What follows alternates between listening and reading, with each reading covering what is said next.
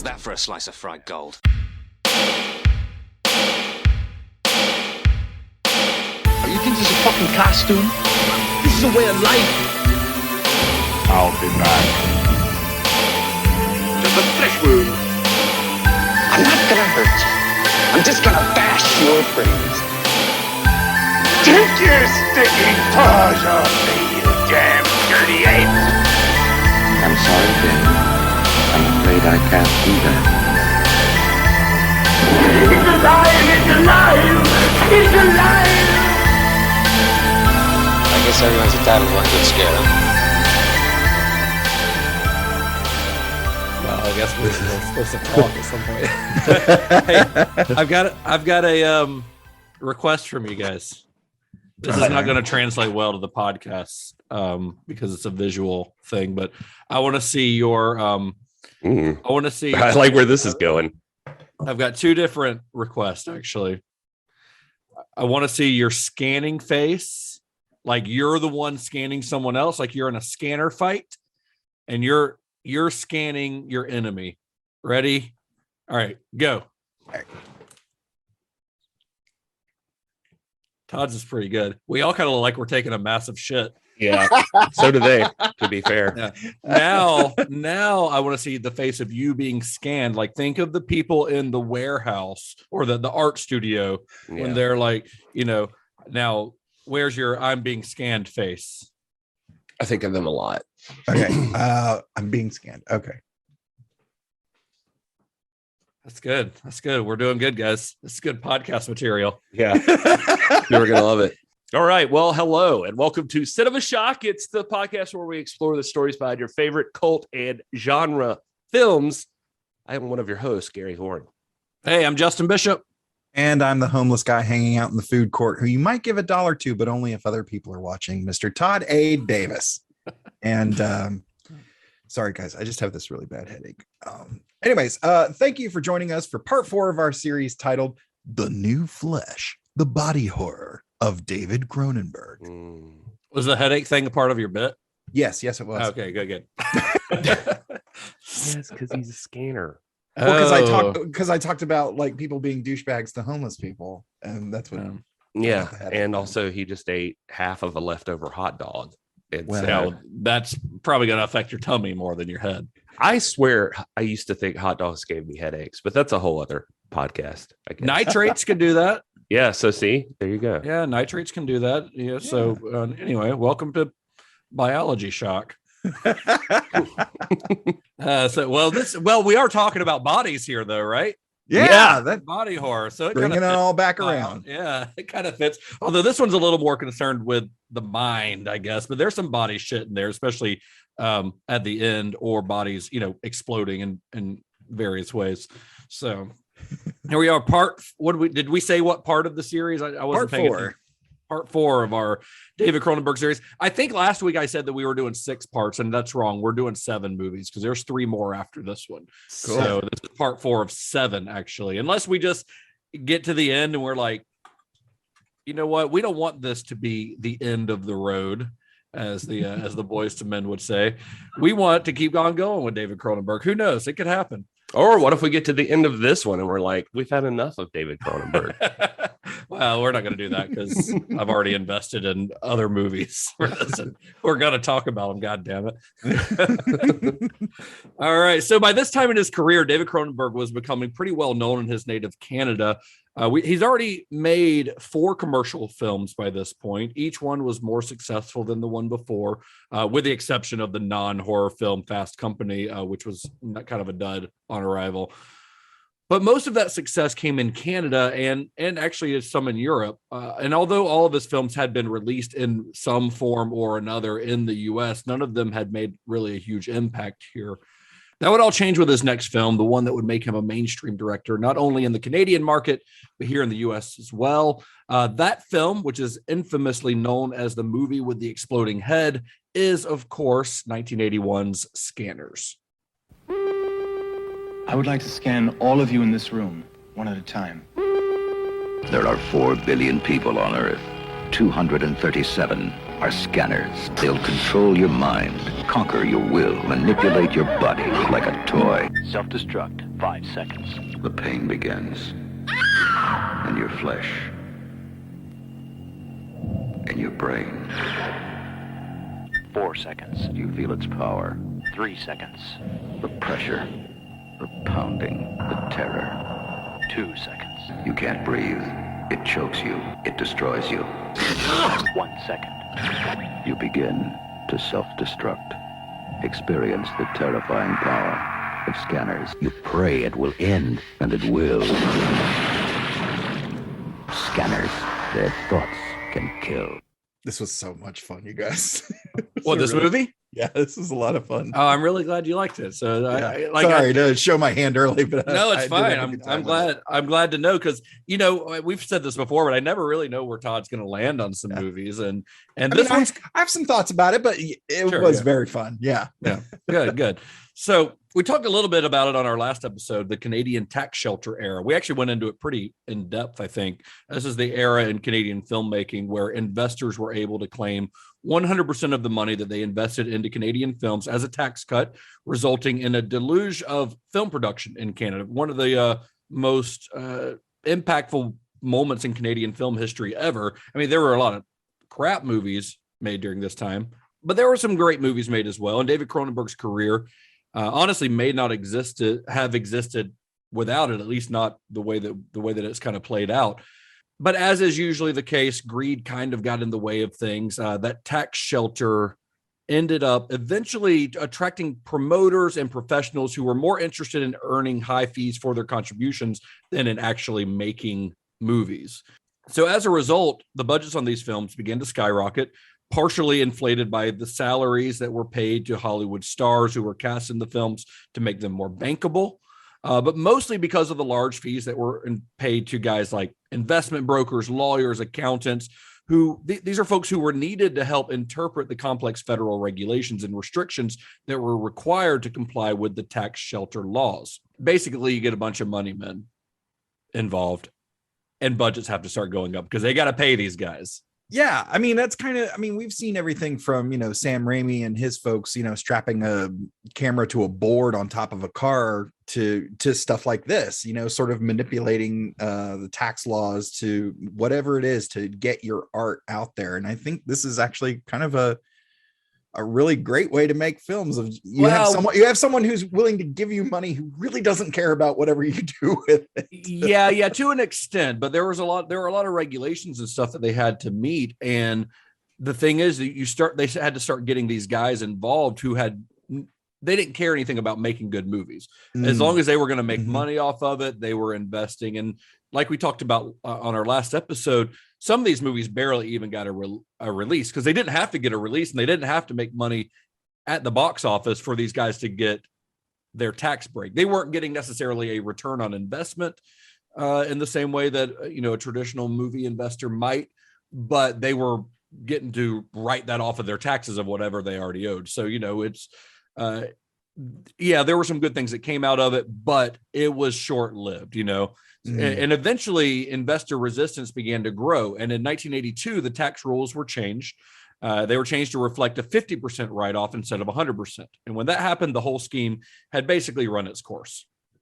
So Scanners was actually made at the tail end of this era, and it was rushed into production without a finished script, without constructed sets, in order to be able to claim the subsidies. The film, however, began its life much earlier in the early 1970s as a script called The Sensitives, which is a story about psychics that David Cronenberg had written. It later evolved into a broader story called Telepathy 2000, which, let's not forget David Cronenberg's really bad at making movie titles.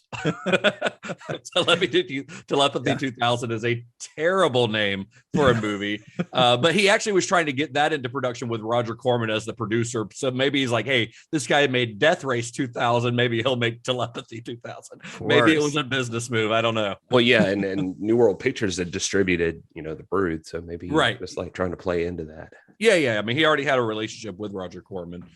And Cronenberg had been revising this story over the years, and it had actually originally planned to film it as a follow-up to Rabid before he moved on to The Brood, which of course we know that he decided to move on to The Brood because he was, let's say, inspired by his recent divorce.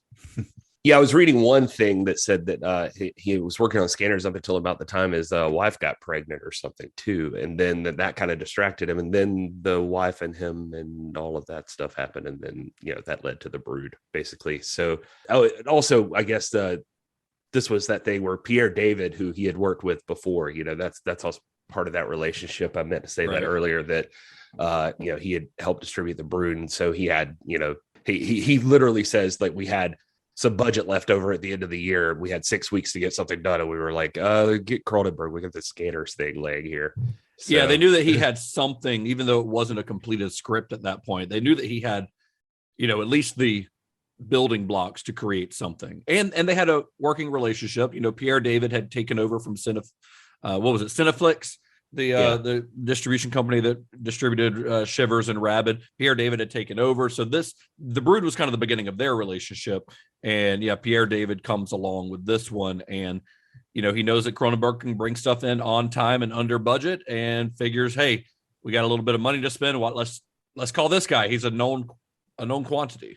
It's funny, like, the thing about David Cronenberg now at this point, at least in his story, is that he's come a long way from being this wide-eyed little guy who like saw Winter Kept Us Warm and realized he can make a movie one day, and then now he's in this kind of odd spot where he's been doing it, but now he's become known as this horror guy, and that was, I don't think, really ever his intention. In fact, it was not what he said. He did not set out to be a horror movie director. No. Yeah, and when he discusses it, he always says, like, in interviews, like, horror found me. I just put pen to paper. He was in an interesting spot though, because on one hand, it's weird because he was disappointed. I read somewhere with New World Pictures, the way they had distributed The Brood, because they kind of threw it into the exploitation market. Yeah, exactly, because they'd been doing stuff like Piranha and Death Race 2000, but they focused more on the gory and horror aspects, and he had been thinking about the family dynamics that were going on in The Brood.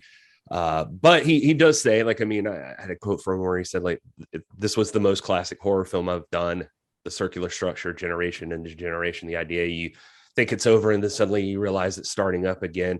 So he talking gets about The Brood. Yeah, talking about The Brood. So it's not like he doesn't understand it. He does say this was the most straightforward horror, but I guess I see what his concern would be with stuff like that, though, is because it affects how things are received, which I guess I'm bringing up just because Scanners, I think, also has this reputation for being like one of these major horror movies, and it's still David Cronenberg. It's still the same kind of thing.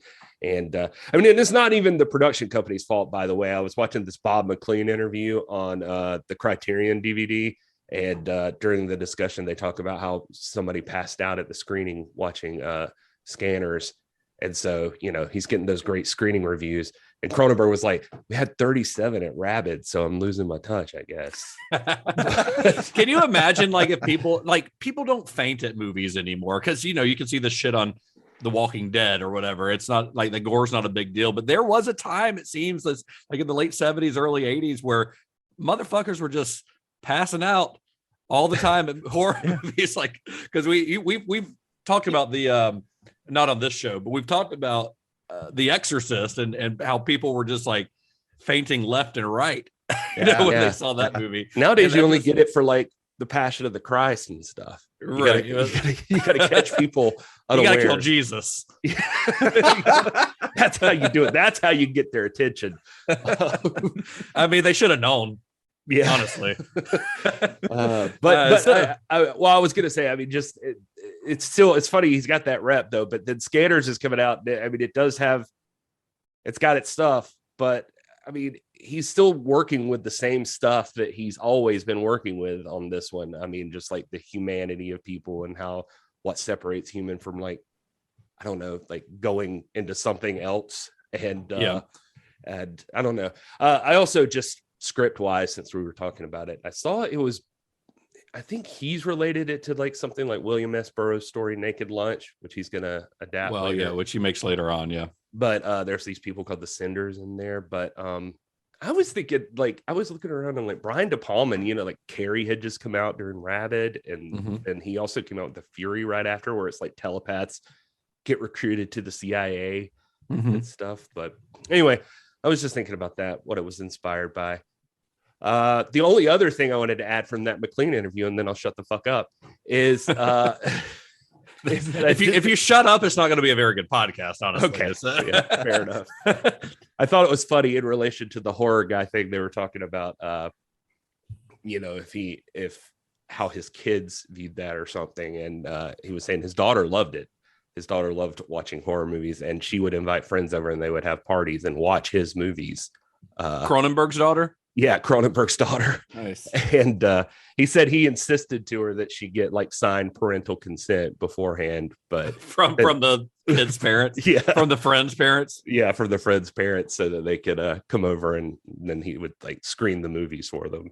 Nice. The main cast for Scanners includes Stephen Lack as Cameron Vale, Jennifer O'Neill as Kim Obrist, and Patrick McGoohan as Dr. Paul Ruth.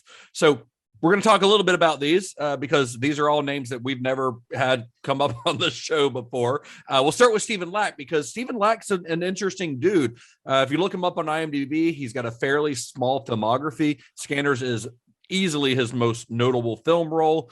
Outside of this film, he's probably most well known for a 1977 film called The Rubber Gun, a film that he also co-wrote along with that film's director, which was Alan Moyle, who we mentioned back in our Rabbit episode. He's the guy who kills Marilyn Chambers at the end and would go on to direct Pump Up the Volume and Empire Records. So there's I guess the Canadian film market's pretty small, so it's a small world, so there's going to be a lot of crossover. But yeah, they made that movie together, and Cronenberg had seen that movie, seen The Rubber Gun, and that's actually what led him to cast Lack in Scanners. Yeah, he's got a real leading man look. It's kind of surprising that he didn't do much else after except that. He's not a very good actor. Well, I said a look. I didn't say he was a good actor. And I don't know that he would take offense to that. He's like a very proud artist and the bohemian type guy, So it to your point, at the smaller scene, he says in interviews like that, he was mostly concerned with art, painting and stuff like that. So he just you make friends in that scene in Montreal and stuff, and word gets around. He said it's kind of the center of the art scene, and so he just gets a call one day and is like, somebody needs your help, can you come act on this movie, or what are you doing these dates? And he's like, oh, I'm painting.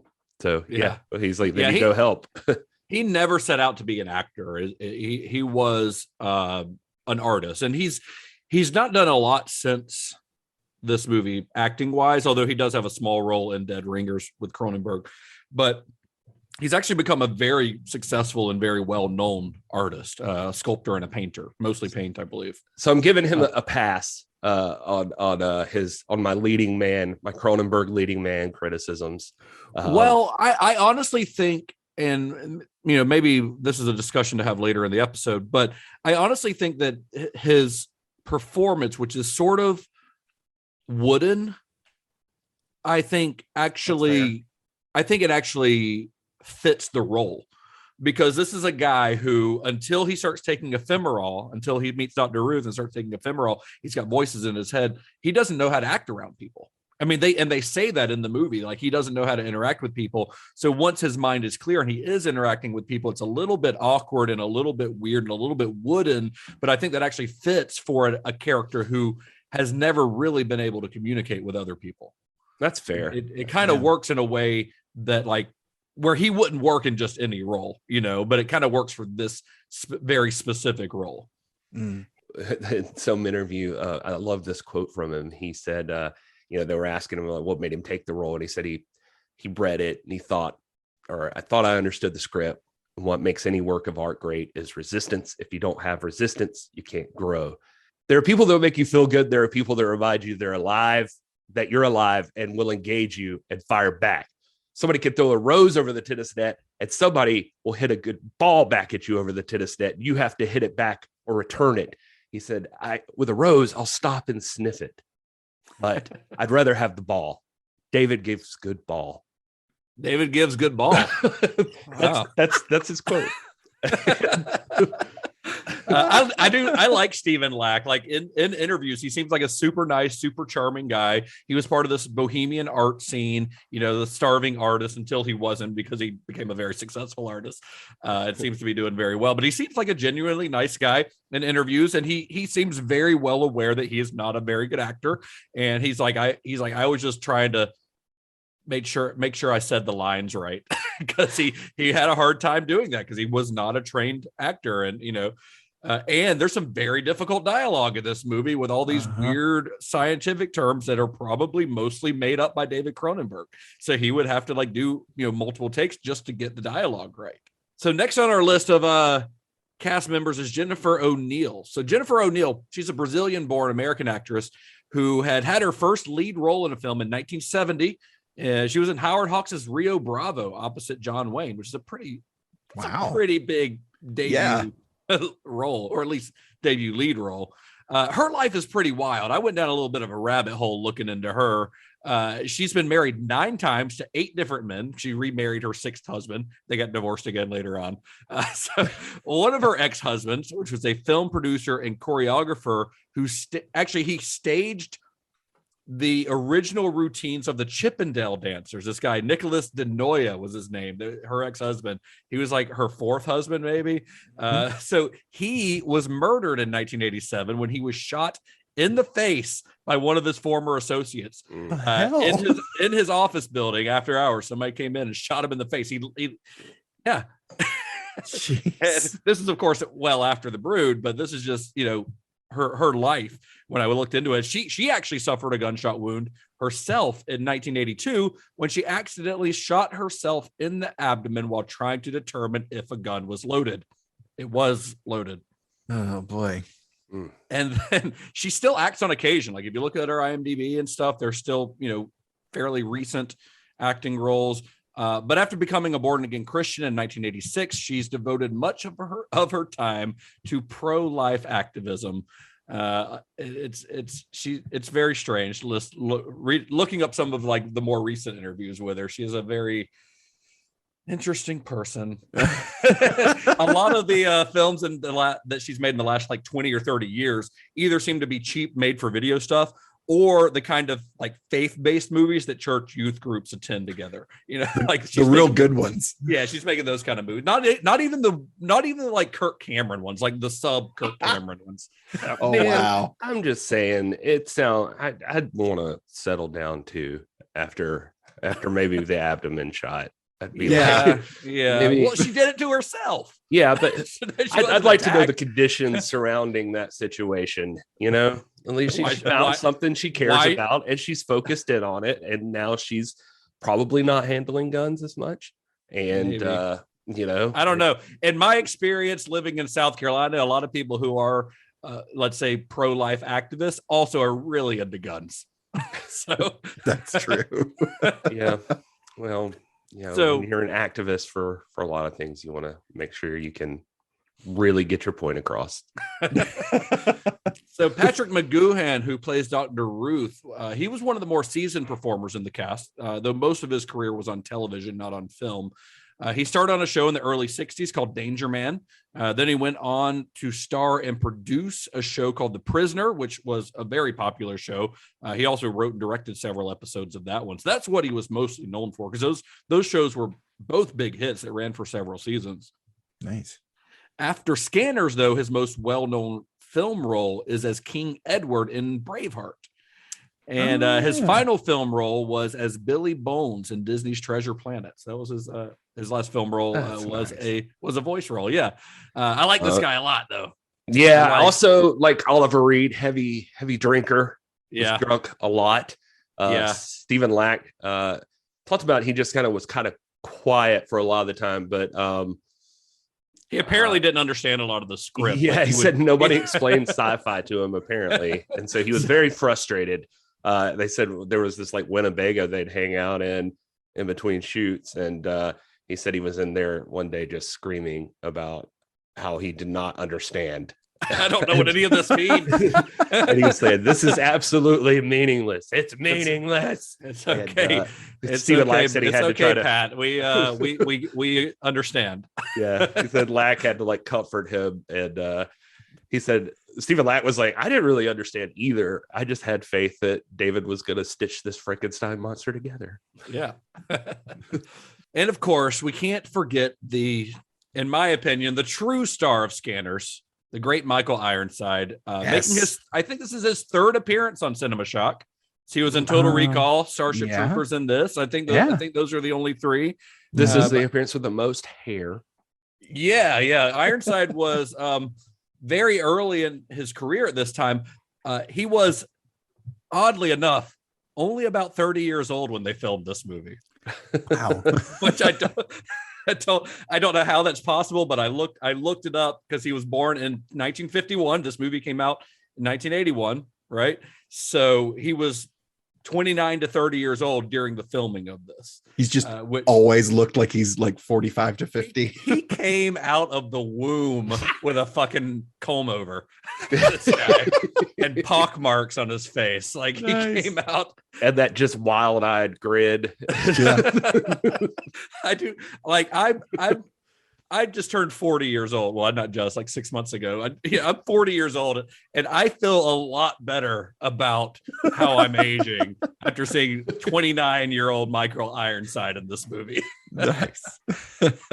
So as I said, he was born in 1951. He was born in Toronto. He's a Canadian as well. He made his feature film debut in a 1977 film called Outrageous, with an exclamation point at the end. That's the official title, so you can't forget that. He is credited as drunk in that movie. He had a few other small roles in Canadian films in the following years, and they all have character names like torturer, pimp, bartender, murdered police detective. None of them have any real names for a while. But Scanners was his first major starring role. Maybe one of the first where his character actually had a name. Yeah, you want to talk about hustle, or if you don't like those words, just a guy who works hard, who like is determined that this is what I do. Michael Ironside seems like that guy. Like, there's those guys that like stumble into a role, or you're born and you look like, I don't want to take anything away from him, but you look like Chris Hemsworth. There's a good shot you're going to be in the Avengers one day. But but Michael Ironside, he doesn't have any of that working for him, as Justin's been so keen to point out. And he's been going. He talks about, like, you read more about him. He was there on set all the time, anywhere he could get on set. And it didn't matter if he was in front of the screen or behind the camera. Like, he was working as a grip. He said he would be on a film in one place and then go work as a grip in another place. And that's just what he did, just to be seen and just to make, just to network and to get to know people and work his way in. But this was like his 13th or 14th movie at this time that he'd been on. And he said he was only there to audition for, at the time, it was only going to be the black and white scene that they showed Stephen Lack, like in the, where he wasn't even a main character. He was just auditioning for that. And then a week later, they called him back and were like, "Can you do more days?" And he was like, "Sure." And he said the character literally evolved on the run. He said that's wild, because now, he became like practically the second lead of the movie. For something that was supposed to be like a one scene, and the fact that he's as good as he is, maybe they built up the role because they saw that guy in that scene and were like, "Oh, we got to give this guy more scenes." And of course, as we'll discuss a little bit, the script was in an ever evolving state during filming. Yeah, and he loved it, man. You hear him talk about it, like he's just like he said he was fully complimentary of David Cronenberg, saying that he was constantly having to change things and move things around and do things on the run. And he said he's seen other directors try to do that, and they always lose what's the point and what's going on. And he says that David like has this internal compass that keeps him focused on where exactly he's trying to get to. And but he loved like everything about it, the political statements. He said he viewed himself as like Che Guevara and like that kind of deal. Like he was but I think he also really got the role, because I always would have figured Michael Ironside to be like a actor. I don't know why. I just always thought of him that way. Like maybe that's how he really is. But his grandfather was like a sci-fi writer. And so like he was really into science fiction. So he said he always wanted to be a writer like his grandfather, and he wanted to write sci-fi and do stuff like that. So this was like really right up his alley.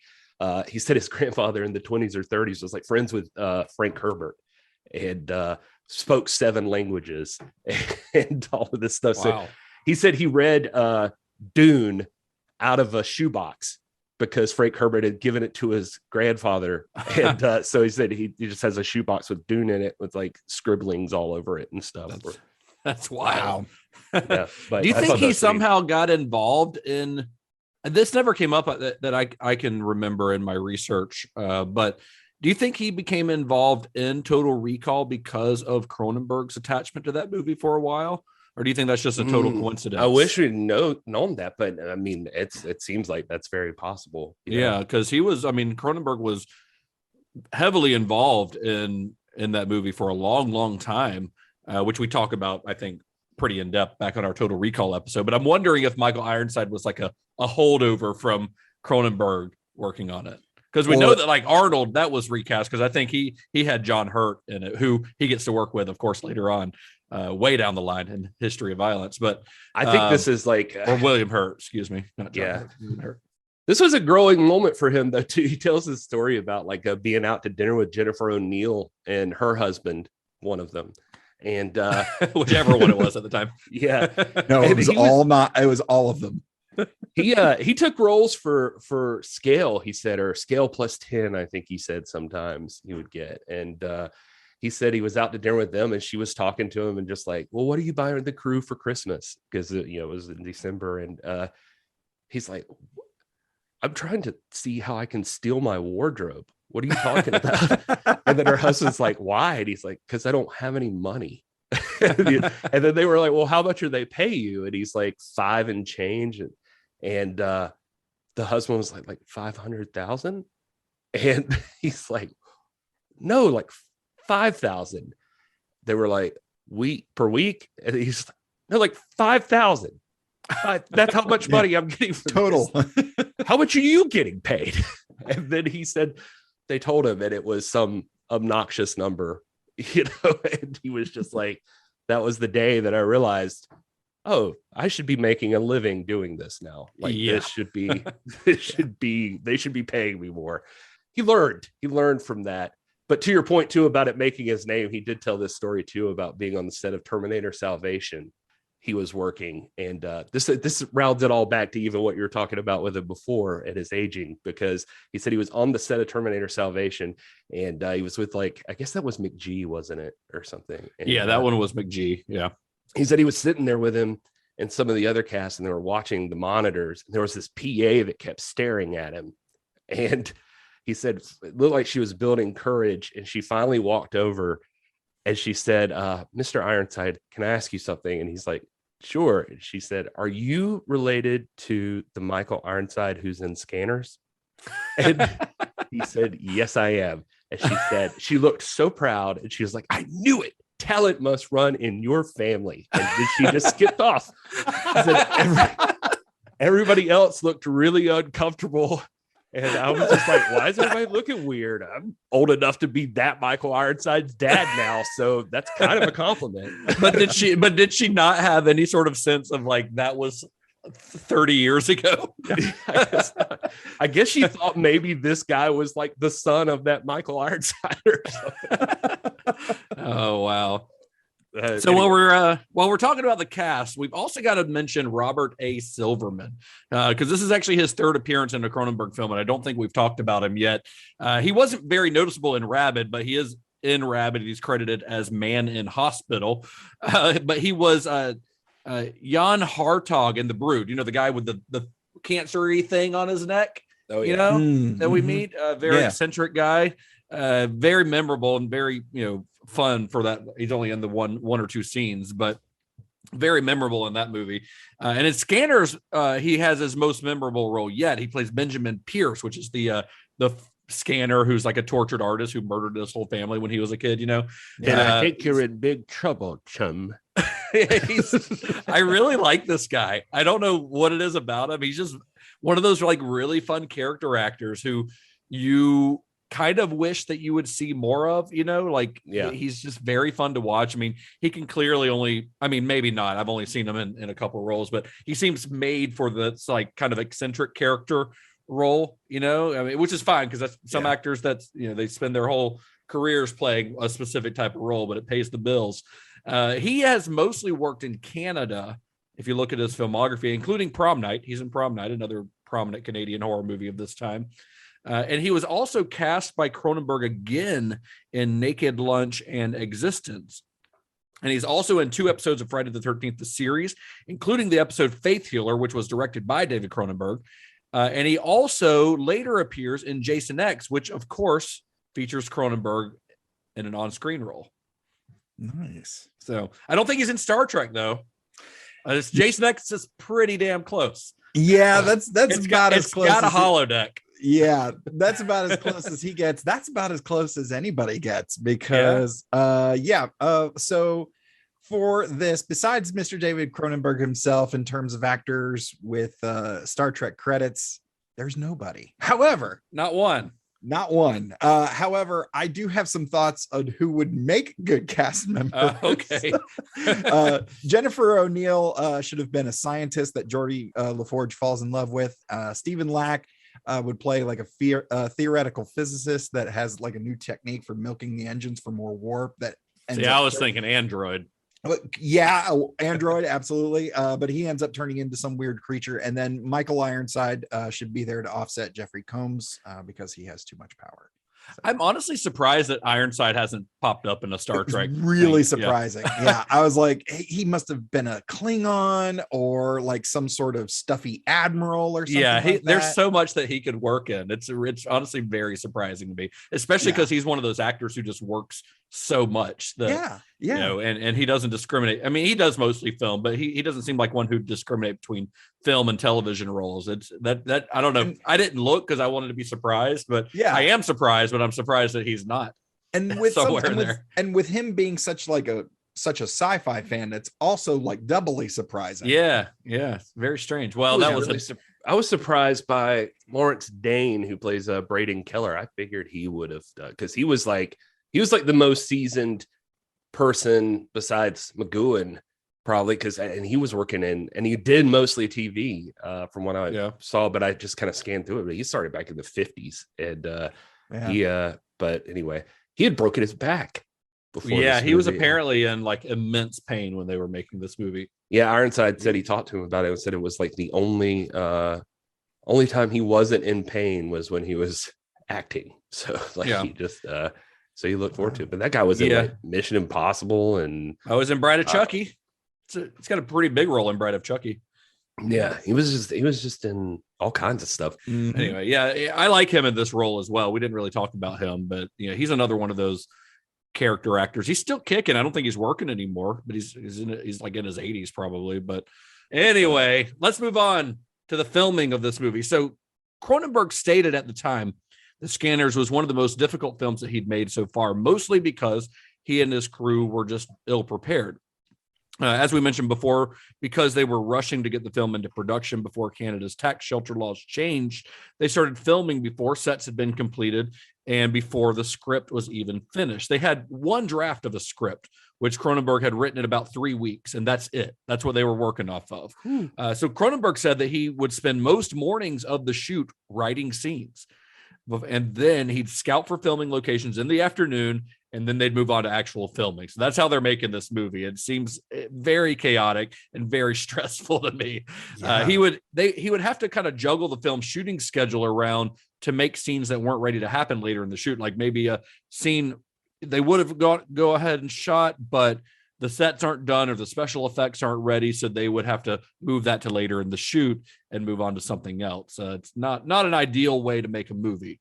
Yeah, Stephen Lack talked about, first of all, David Cronenberg, I think that first day there was like a car wreck, like a fatal car wreck near the set or something. And just all of the crap. He said, I think he They called thought that, they were cursed. Yeah, he said that was quote the most disastrous shooting day I've ever had, like he said. And then he said Stephen Lack was saying that it was crazy. Like he had been on this film right before this, that it was like 10-hour slow moving days.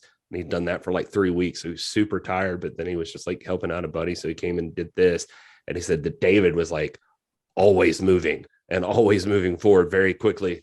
2 takes. That's it. That's all you got. Let's go. Let's go. Let's go. Wow. That's all they had time for. Yeah. Jeez. Yeah. And then also saying, of course, then you had things like Patrick McGowan drinking heavily and being in a bad mood. And Jennifer O'Neill apparently did not realize how violent the movie was. I shouldn't read the script, huh? Yeah. Oh, there wasn't a script. So she got upset somewhere in there, wanted to quit, and they had to convince her to stay on. Well, the film was primarily shot on location in Montreal and Toronto, although the film never really mentions where it takes place. Since the U.S. dominated the film market, the film kind of downplays its Canadian setting. They just they do this a few times in the movie, but they just refer to it as North America, kind of a generic North America. This is where this movie is set. Although there are several, if you look, there are several like bilingual signs in the background that are noticeable that have French writing on them. So, you know, if you've got a keen eye, you can definitely tell that they're in Canada. Also, it looks cold as fuck all the time. Yeah. So several of Cronenberg's previous collaborators, such as cinematographer Mark Irwin, art director Carol Spire, and composer Howard Shore, joined this one. But new to Cronenberg's crew for this film was makeup artist Dick Smith, who provided the prosthetics for the climactic scanner duel and for the iconic exploding head scene. Nice. I don't know that we've talked about Dick Smith before, and you know, he wasn't actually on set, I don't think, ever. He created stuff for this, but he had just gotten done doing another shoot, so he's like, I can work on this film, but I'm not coming to set, like, you know. So he would make kind of how Joe Blasco did on Rabbit, I guess. He would make things in his studio and send them to the set where they would be applied by other technicians on set. But Dick Smith is a legendary makeup effects guy, often nicknamed the Godfather of makeup, maybe because he was responsible for makeup effects on The Godfather. But he also worked on films like The Exorcist. That's probably his most well-known piece of work. He did Taxi Driver. Later on did Death Becomes Her, Amadeus. He won an Academy Award for Amadeus. Like, this guy is an absolute legend. Like, you see it a lot now when you see people putting makeup effects on, but the idea of putting on prosthetic makeup on a face where you've got various layers, and instead of it being like a big mask, there's like, you've got a cheek piece, you've got a forehead piece, all put on kind of separately and then blended. That's a creation of Dick Smith. It's something that every like prosthetics makeup effects guy now uses all the time, but that was created by Dick Smith. Like, this guy's a legend. And they got him on the recommendation of Gary Zeller, who I think we'll talk about here in a minute. But Gary Zeller's a special effects guy on this film, and when they were looking for somebody to bring in to do the prosthetics, they're like, why don't we try to get Dick Smith? Doesn't hurt to ask, I guess. Yeah. They said if you ask him and he'll do it for the budget we can afford, then bring him on. But yeah, I mean, he like you said, he's like everybody's the grandfather of this whole thing. So like he's everybody's inspiration. I think you see interviews with Rick Baker, who is going to work with Cronenberg later, and Rick Baker is one of the all-time great makeup guys, and he like is in awe of Dick Smith. Yeah, and that tells you anything. Wow. Yeah, I can't remember if we mentioned him before with the bladder thing in The Exorcist, because they kind of did it in why did I just forget the name of the first Cronenberg movie we talked about? The Shivers. God, yeah. I keep wanting to say Scanners, but yeah. No, that's this one. Yeah. It Shivers. They talk about, the pulsating little creature or something. And they do the bladder effect in the scene where Barbara Steele is kissing what's her name, and the slug goes from one mouth to the other. That's right. And you see the like throat kind of pulse out. That's where they're using the bladder effects in that movie. They were talking about that was like kind of around the time that the Exorcist stuff was happening. And, so it's kind of interesting, but he uses bladder effects a little bit differently in this one. Bladder effects being, what's the best way to describe it? You've got a bladder that sits beneath the surface of some sort of prosthetic like skin that they can fill with liquid blood or air or whatever and make it look like the skin is bulging in some way. In Scanners, they did it in that last scene, that battle between Vale and Revok, where the veins are popping out of Michael Ironside's head or on the arms, or later on in the scene where Cameron Vale's face is actually splitting open. That's all done with bladder effects. Them doing it the way they do it with the veins is really cool, because that's using bladder effects in a way that had never really been done before, like this very specific shape. And when Cameron Vale is getting attacked in that scene, blood starts coming out of those veins that they pop up and then they start bleeding. And that was apparently never part of the plan originally, but because they were pumping stuff into the bladder, they're like, this stuff needs somewhere to go. So they I think poked a small hole in it. Stephen Lack was saying that was his idea. That he felt like that was the most he's contributed to a film, is like they couldn't get it to pump properly. And he was like, well, if you give it like a little air, then it'll go through. And they did it with people were using like some kind of silicon and silicon. But yeah, they said they talked a lot about Elvisite vinyl or something. They would paint layers of Elvisite, and then it was like the stuff from like dental dam rubber, and then they would like make the little tubes for the veins, and so then you put that on top of the layer you just painted. Then you paint another little layer over it. They talk about Dick Smith, like the thing with Dick Smith, and Baker said this especially, was like, you can't see lines. You can't, like, you could be standing next to the person. You can't tell what's real and what's not. And, but yeah, then they'd have to poke a little hole in it to get it to pump properly. But then you pump the air or liquid through it, and then it pops up like a vein and it looks wicked. Then one of them was saying, I can't remember if it was, Zeller or whoever, but they said that the only thing was like it on you just mentioned this, but like the blood would squirt out, and they were like, oh shit. And then they said, but for some reason Cronenberg thought that was great. It looks cool. Of course. The guy, more blood, that's his catchphrase, right? Yes. So that's a little bit about that climactic scene, but of course, if we're talking about the special effects, we got to talk about the head exploding scene. So to make this, there was a lot of trial and error to get this to happen. Eventually, the filmmaker settled on a plaster skull with a gelatin exterior that was packed with, and this is a quote from one of the effects guys, latex scraps, some wax, and just bits and bobs and a lot of stringy stuff that we figured would fly through the air a little better. So they made a plaster, reproduction of the actor's head. Louis Legrand, I think is his name. That's a great name. That's the actor who plays the scanner in that scene. So they made a plaster piece of his head and filled it with all this shit. Then they couldn't figure out how to make it explode. Oh, by the way, Stephen Dupuis, which is another one of the film's credited special effects artists, he gets interviewed a lot on the Blu-ray. He also says that they used some leftover hamburgers from craft services in that head. So some nice good stuff. Dupuis, by the way, he's another frequent Cronenberg collaborator. If you look into that guy, he'd go on to work on the special makeup effects on The Fly, for which he won an Academy Award that he shared with Chris Walas, who also, he's credited here as well on Scanners. He does some work here.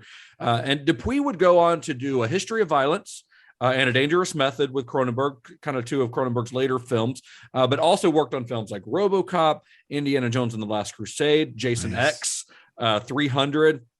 And Walas has a pretty storied career as well, but I think we'll probably talk about him a little bit more in depth when we do The Fly in a couple of weeks. Nice. Anyway, back to that exploding head. So they can't figure out how to explode the head properly. They planned to blow it up with explosives, put some explosives in this thing, blow it up. But when it came time to film the scene, the explosives weren't working. They couldn't get them to do what they wanted them to do. So the crew's getting kind of fed up with how difficult this scene's becoming. You'd think this should be a pretty easy scene. We create a fake head, we blow it up. put a little bomb in it and blow it up. It should be easy, but it's not working. So, well, they had tried plaster, and they said that just looks like a plaster head blowing up. It does, yep. And then they said they tried wax, and that still doesn't feel right. And then the other thing they talk about is that they, and you can see pictures of this online and stuff, or on the documentaries and such, but they had done squibs inside of the mold, and then they said that, I think it was Irwin talks about then it makes sparks and shows weird pressure, and so it just it never looks quite right. Doesn't look natural. Yeah. So they're getting fed up with it, and it was around this time that special effects supervisor Gary Zeller had an idea. Zeller's another really interesting guy, by the way. I mean, this is a guy who his job is blowing things up, so he's got to be a little bit eccentric. He invented this stuff called Zell gel, which is this gelatin that can be put on an actor and set on fire without burning the actor. In the scene where Cameron Bell holds his hands out and he's got flames on his hands, that they had Zell gel on him. It's something that's used by stuntmen and stuff a lot in movies. But this guy essentially, he invented it and named it after himself. Not in porn, as far as I can find, though. So you just put a bunch of Zell gel on there and set something on fire and see what you can get. And I bet it's probably been used in porn somewhere. You're probably right. They did tell an interesting story about him, that just how great he was at what he does, like knowing about pyro. They were talking about that gas station scene that like a crowd had gathered and was watching the gas station blow up. Everything blew up, and it said for whatever reason the crowd just gets excited and they all start to move in and take pictures.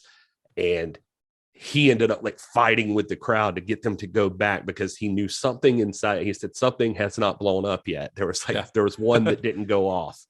And so he like is fighting everybody back. He said like 2 minutes later, they said like a big barrel drum just goes firing into the air. Like it just blew up. Yeah, he's good at his job, knew man. Just from watching it that everything didn't explode like it was supposed to. Yeah, so he gets an idea of how to execute, the exploding head. They've been having so much trouble, and so he's like, everybody, they've got a small crew. They're shooting this in like a warehouse. They couldn't shoot it.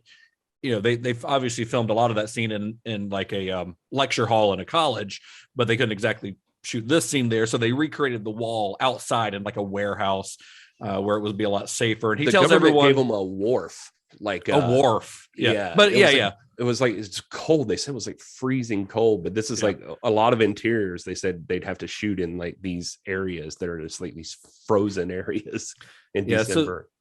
So he tells the crew, he's like, okay, everyone go get in your car, windows up, everybody get in your car. And then here's his idea. This is, hopefully I can explain this where you guys can follow, because it's very, very technical. He laid down behind the head off camera and shot it with a shotgun. With rock salt.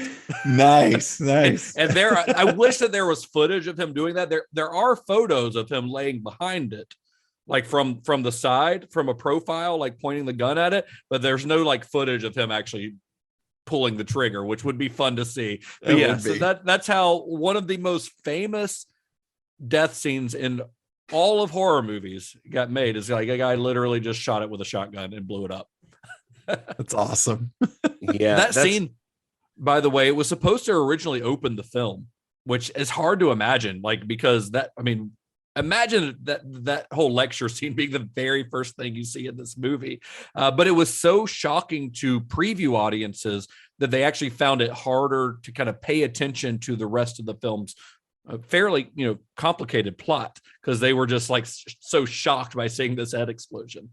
It's so crazy just them making that thing, but they, because they were using too, like just besides the head, the hands are sitting there on the desk, and it was like that was what's his name? Dupuy, I think. No, it was his. It was either Dupuy. It was a mold of one of the guy's hands. Yeah, and it was the other guy they said was really helpful on set, and I can't for the life of me think of his name. His initials are like C. Chris Wallace was Chris Wallace. Wallace, yeah. Chris Wallace. It was his arms, and then they used like foil from one of their cigarette packs to make his wedding ring or something. Like put it on there, but it was like Mortician's wax or something. Ironside says he was there, and they were going to shoot the scene originally like the side by side. And he said that then it got to the point that it was like the shotgun was going into play. And he swears he was like, he's like, okay, so I'm going to sit here and you're going to shoot this thing with a shotgun. And they're like, yeah. And he's like, okay. He's like, I've worked behind the camera a lot, so I assume you'll have plexiglass to protect your equipment, right? And they're like, yeah, because buckshot's going to be flying all around when you do this. They're like, yeah, maybe. And he's like, okay. He said, I thought about it for a minute. I'm like, all right, well, I need all of this money and I need you to get me this insurance policy. And they're like, you know what, we'll just make it like a one shot, just that guy on screen. Yeah. And, so, smart guy.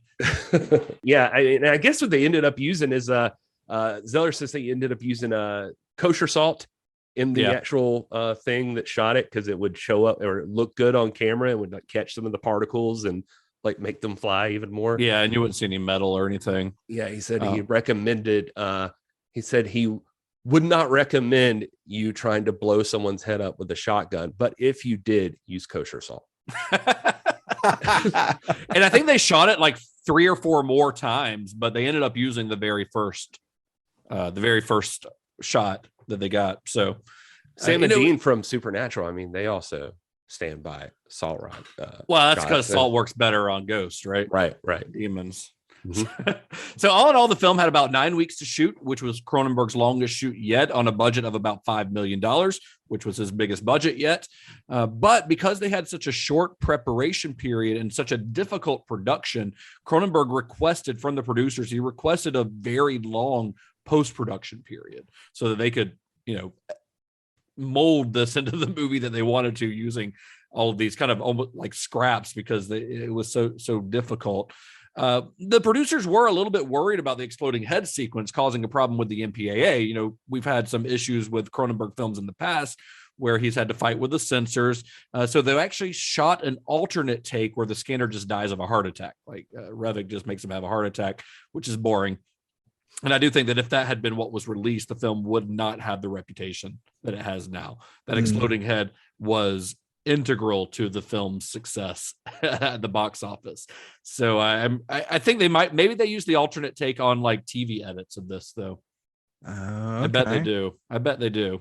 Which is interesting considering what's on TV now. But but not back in the 80s. So Scanners was released on January 14th, 1981 in the US. It was released 2 days later in Canada, and critical reception was mixed. It did get good reviews, but some of the country's top critics were not super fond of it. Roger Ebert, who's been pretty hit or miss, mostly miss, I think, if I remember right, on Cronenberg's film so far. He gave Scanners 2 out of 4 stars, saying, quote, "Scanners is so lockstep that we are basically reduced to watching the special effects, which are good but curiously abstract because we don't care much about the people they're happening around." And then Vincent Canby, the film critic for the New York Times, said, quote, "Had Mr. Cronenberg settled simply for horror as John Carpenter did with his classic Halloween, Scanners might have been a grand guignol treat. Instead, he insists on turning the film into a mystery, and mystery demands eventual explanations that, when they come in Scanners, underline the movie's essential foolishness." So there were some pretty big critics that were not a fan of this. I would say, I dare say some of these critics needed a nap.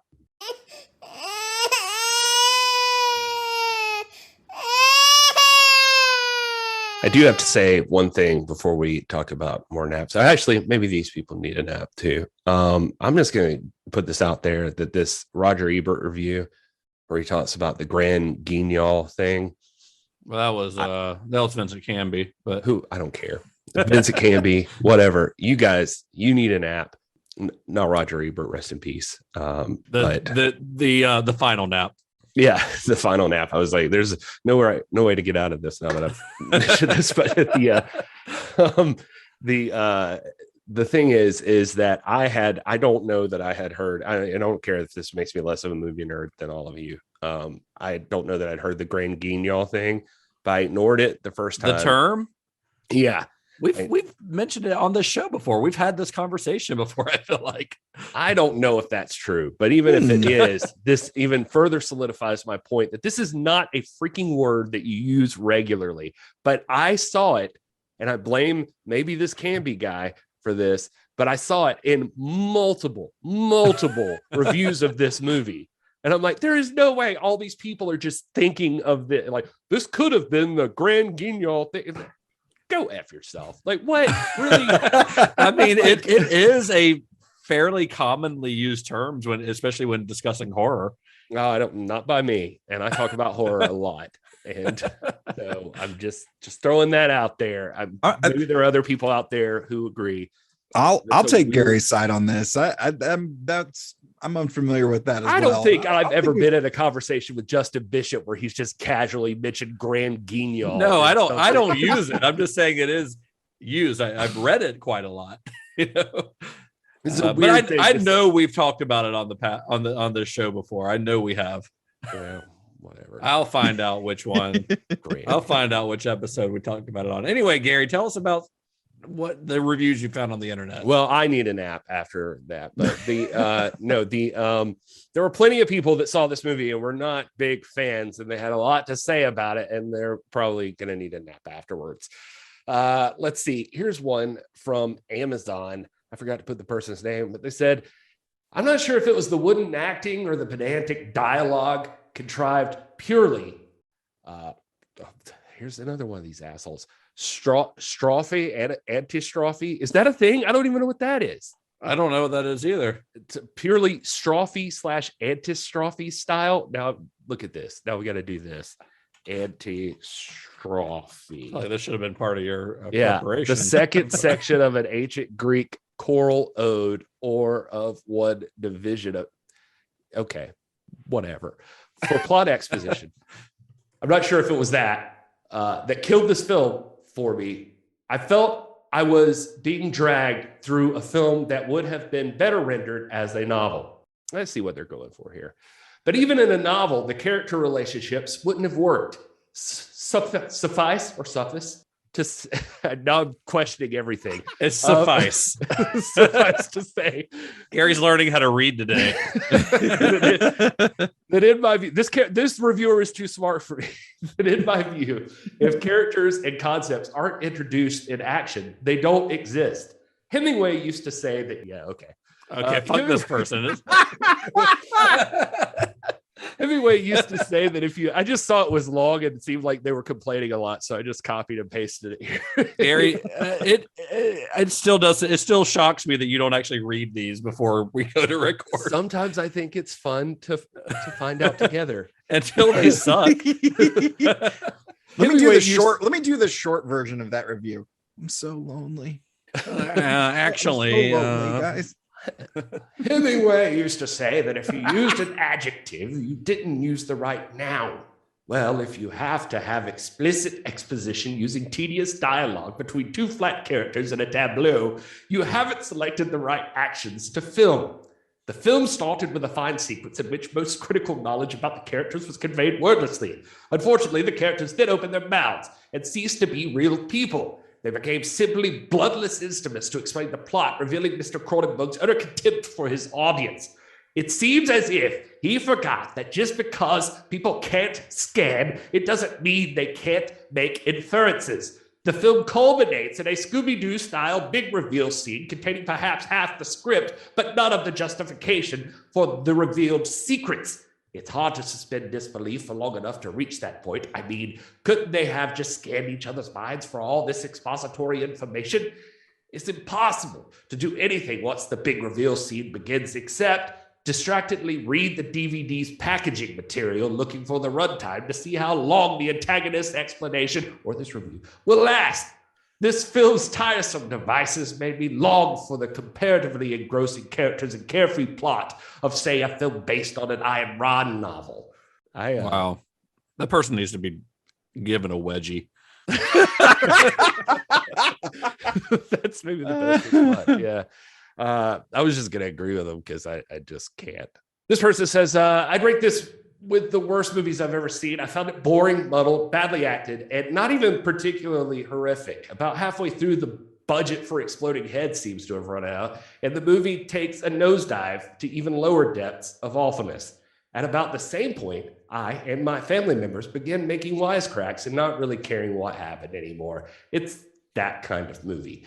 Scanners 2 is a better movie and kept me modestly amused, but not this one. Bold. That's a bold statement. Yeah, there you go. Collective Drivel said, you ever have a movie you've been meaning to watch for so long and you end up starting and finishing Degree before you actually sit down and watch it? And you know what? In all that time, nobody warned you that this film was boring. This film must be a joyride if you love old men in suits. Like, the first 15 minutes are amazing. Then the rest of the film were just dull. I don't want to be too mean, but honestly, this film felt like it lasted 3 times its runtime. I honestly wish I hadn't watched this. I don't think I've felt this bored and uninvested in a movie for a long, long time. Ooh. Finally, from Inspector Gadget, the person who needs the biggest nap, I believe, says, well, is this the first real person. Inspector Gadget? Is this a verified account? Well, it's Inspector Gadget, but it could easily be like Dr. Claw impersonating Inspector Gadget. It's like, could be Penny, because you with bad reviews, Gadget. I think it could be Penny. I think that maybe was she's really murdered. good. Maybe she's murdered the inspector and assumed his identity. well, let's see. Would Penny say this? Having seen Scanners, despite many movie magazines hyping it during my youth and several home video incarnations coming and going over the years, I naively assumed that it would be as good as hype led me to believe. It's not. It's a ramshackle, barely coherent bore populated by the most unattractive cast of characters, gruesome early 80s fashion, the dull, depressing production design, sound effects that are about 1 second out of sync, laughable technology, a musical score that sounds like a cat fitting on a broken synthesizer, and some of the worst acting I have ever seen. I mean, listen, say what you want about this movie. And I mean, my cards on the table. I like this movie a lot, but you can't talk shit about Howard Shore's score. It is very synth driven, but it is perfect for this movie. I think his work on all of Cronenberg's movies is just absolutely stellar. So those reviews, not these reviews necessarily, because these weren't out at the time, but the reviews of Roger Ebert, Vincent Canby, and the like. They didn't stop audiences from going to see the film, and they were not necessarily in the majority. It was like 50-50, negative to positive reviews. But the film proved to be pretty popular with audiences. It actually proved to be David Cronenberg's biggest financial hit so far, grossing over $14 million at the box office. He had finally broken into the mainstream, not just in Canada, but in the US. This movie put him on the map. He was on the cover of Fangoria. He was on the cover of Cinefantastique. He had arrived as like one of the masters of horror. Even in 1981, when the movie was released, Scanners was already known as the movie where the guy's head explodes. And the early buzz around the film was heavily focused on that scene. And I made a comment about this earlier, but it's very possible that the film's box office success hinged on people wanting to see this dude's head blow up. This was a time when think of where horror movies were in the late 70s, early 80s. Gore was king at this time. In the late 70s and early 80s, horror had really started to move into a more like visceral, violent direction. You had Romero's Dawn of the Dead. That was a big part of that, as was Ridley Scott's Alien, which came out just both of those a couple years before this. Both great films, both great showcases for special effects, both containing some remarkable moments of gore. 1980 saw the release of Friday the 13th, a film that sort of solidified that what horror movie fans wanted was gore and cool looking prosthetics blowing up and getting stabbed and whatever. And it wouldn't be long before we got special effect showcases like The Howling and American Werewolf in London, both 1981. John Carpenter's The Thing, which came out not long after Scanners. The difference in those films, not necessarily the John Carpenter's The Thing, but in some of these films is that the difference between, I'd say, something like Friday the 13th, the slasher movies that were coming around at this time, or even Dawn of the Dead. I love all those movies, but Cronenberg's doing something very different here in that there's no like tongue-in-cheek moments. There's no fun deaths. I mean, yeah, it's fun to watch the guy's head explode, but it's not like the movie is not just like peppered with kills for the sake of kills. Right. There's not a lot of like fun. There's not a lot of people making wisecracks after a death or anything like that. Cronenberg is very clinical. Throughout his career, he's a very clinical director. I think that rubs some audiences the wrong way. I think a lot of people find him very cold as a result. But there's really no levity in his films. There's not a lot of there aren't jokes. There's nothing to like make the audience feel at ease, like there are in a lot of these other horror films. Which is him in general. I mean, you even hear like Steven Supue talk about him or anything. They're just like, he's quiet, calm, dry sense of humor. Yeah. He's not like arrogant or anything. I mean, he seems like a good guy, but he's very much, they'll say like, you know, he'll be calm and then it's like time to go. And then he's like really quick. And then he's back to just being like chill rock. Yeah. And if I'm being honest, as much as I love that head explosion scene, because it's super fun, no matter how many times I see it, it's a super fun effect. But I think the film's finale, the battle between Revok and Vale, absolutely tops that head explosion scene. I love the finale of this movie. I think it's an incredible piece of filmmaking. There's a reason that image of Michael Ironside where he's screaming with the like whiteout eyes, you know, where he's like super taut, tense. Yeah. There's a reason that's used on nearly every like poster and piece of promotional material for this film. It is an incredible image. That the shot in particular where they're shooting him through the fire. Well, I think Cameron's already caught on fire, and there's like, I guess they put a fire bar in front of the camera and shooting him kind of in the distance with those whited out eyes. It is just a super cool moment, just a great intense moment.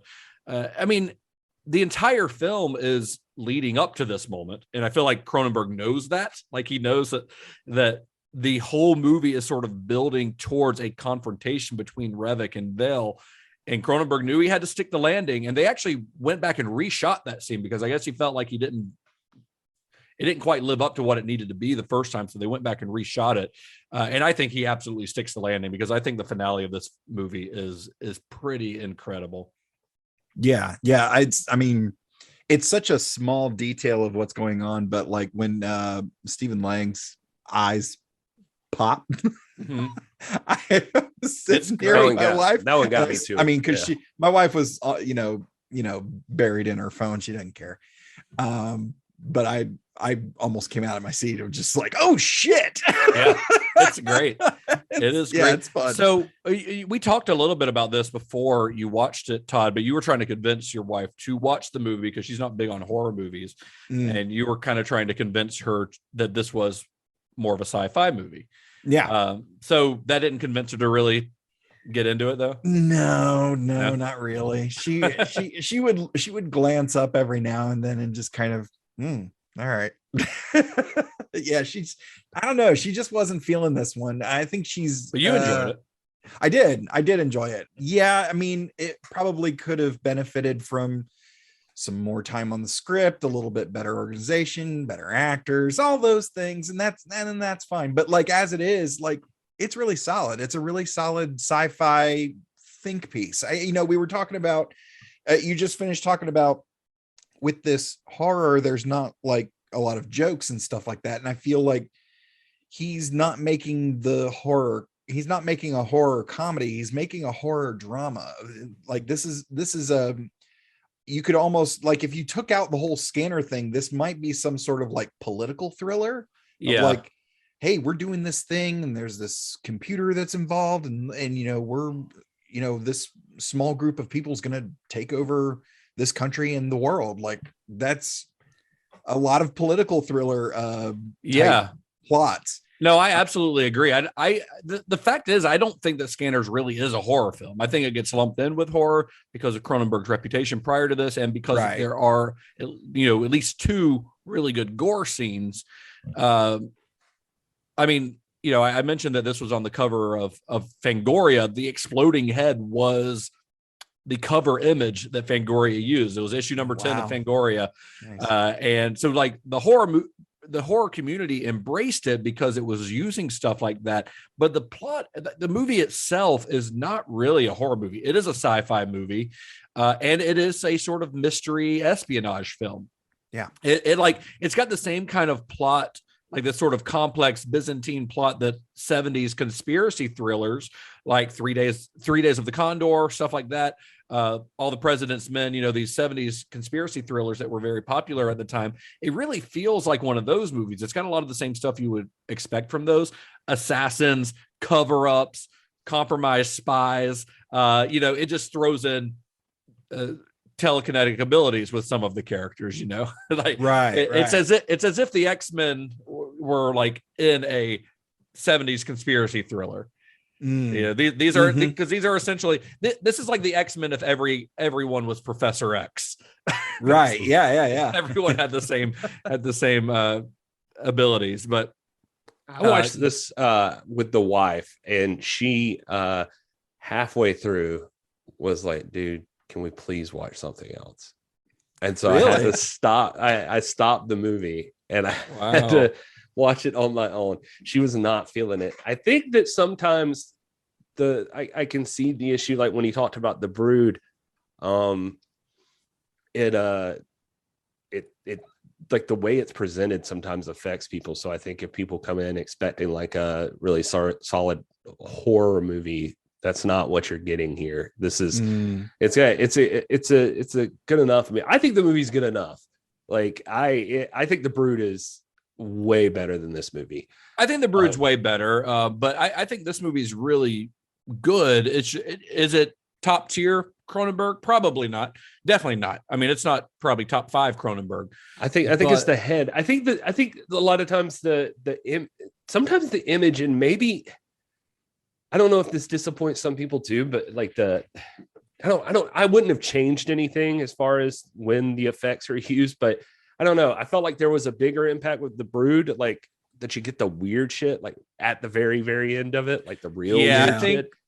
I think putting that head exploding scene at the beginning, the rest of the movie, it creates expectations for the rest of the movie that the rest of the movie is not interested in providing. I tiptoed around because that's not the type of movie that it is until the final scene, of course. I tiptoed around saying it, but in my notes, like when I was just like just jotting down thoughts as I was watching it, one of them it's like I could see a lot of people feeling like they're watching this movie waiting around for people's heads to explode. Right. And that's not what this is. That's what the sequels are, but that's not what this movie is. They get that down. They definitely do that in the sequels. And every sequel, somebody's head explodes too. Yeah, absolutely. At least one person's head. And this movie also, Gary, you kind of mentioned this a little bit earlier, but this movie also, maybe accidentally, I don't know, but it kind of found itself as part of a small movement in horror during this time where you had like Brian De Palma doing Carrie, that came out about 5 years before this. It introduced the idea of a dangerous ESP to mass audiences. This was not something that was really seen in films prior to Carrie. And then, of course, Carrie's based on a book by Stephen King. And a few years after he wrote Carrie, Stephen King wrote Firestarter, which is about a kid with psychic powers that is also filled with like espionage and conspiracy and these like evil secret establishments. It almost makes you wish that Cronenberg had filmed Firestarter as a film adaptation instead of Mark Lester, the guy who did Commando, doing it, because he would have been a little more nuanced with it. But of course, Cronenberg will get his chance to make his own King adaptation a couple years after Scanners, one that also deals with psychic abilities. So we'll get to that in a couple of weeks. And then, of course, De Palma, you mentioned this before, but De Palma followed up his Carrie adaptation with The Fury, which is another film about dueling psychics. And it's very much also a conspiracy thriller that also has people with psychic abilities in it. It's a section of filmography that I think I'd like to blame for the reason why nowadays you have people in funny buffalo hats raiding the Capitol building and trying to find child torture porn basements and pizza shops. I don't think we can blame Carrie and Scanners on that. I think there's plenty we can blame on that, but I don't think these movies are it. I think you can blame what you can blame these movies for are Friday the 13th part. What is it? 6 where with the psychic 100%. That's what you can blame. Jason versus Carrie. Yeah. That's what you can blame these movies on. Is lesser horror movies. Well, in that case, I take it all back because good job, everybody. Yeah, that movie rules. It's one of my favorite Jason movies. It's so stupid, but and honestly, like It's 7, by the way, just so nobody yells. Oh yeah, six is actually 6 is legit my favorite Jason movie. That's Jason Lives. Yeah, number 7. Yeah, Jason Lives. But Jason 7 is the one where he fights Carrie, basically. But then you've also got movies like, I don't know, Dream Warriors came out. I feel like Dream Warriors is part of that same lineage, Anyway, was this connected to LSD or something, or was this what's the other MK Ultra?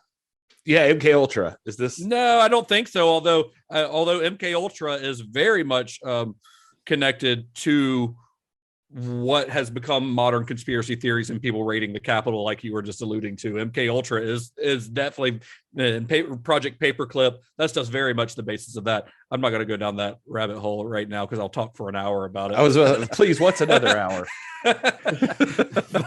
But we can see in this movie, I think we can see David Cronenberg moving further and further into the mainstream, but he's not selling out. Like, this is still very much a David Cronenberg movie, and you can say that about every David Cronenberg movie, no matter how mainstream they get. I think The Fly is probably his most mainstream, at least until A History of Violence, but they all are very much David Cronenberg movies. Fast Company is the only real outlier in his filmography that doesn't really feel like a David Cronenberg movie.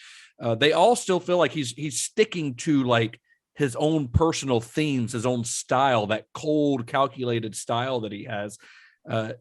Even though he's making movies for mass audiences now, this is a guy who started as an experimental filmmaker, and he's learned how to blend his personal style, that guy who was making experimental films, with what mainstream audiences want. Like his style is starting to mesh better with what audiences are looking for. And honestly, I think, as we see with each film, he is just becoming a better filmmaker, a better director. Scanners, from a plot and structure standpoint, is probably one of his most conventional movies. It might not be his most exciting or his best, but it's definitely one of his most conventional as far as comparing it to the traditional Hollywood film, especially those conspiracy thrillers that were coming out at this time. And that may be because it's so different than The Brood, which, of course, was immediately before this. But The Brood, as we discussed in depth on our last episode, was a very, very personal film for Cronenberg.